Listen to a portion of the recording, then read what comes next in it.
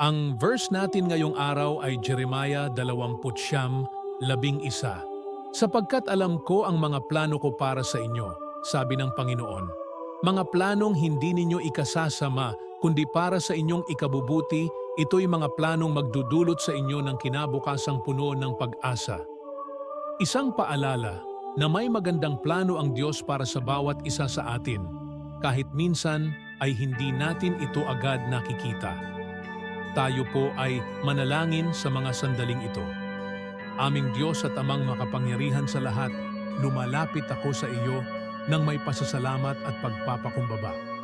Alam ko po na ikaw ang may hawak ng lahat ng bagay sa aking buhay. Maraming salamat sa iyong mga pangako, lalo na sa iyong mga plano para sa aking kinabukasan, mga planong puno ng pag-asa at kabutihan. Panginoon, turuan mo po akong magtiwala sa iyo, lalo na sa mga oras ng pag-aalinlangan at takot.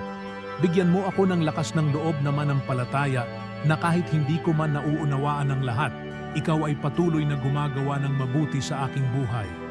Naway palagi kong maalala na ang mga plano mo ay higit pa sa aking inaasahan at mas mataas kaysa sa aking mga pangarap. Tulungan mo akong magpatuloy sa landas na nais mong tahakin ko at huwag akong matakot sa mga pagsubok sapagkat kasama kita. Salamat sa iyong walang hanggang pag-ibig at gabay.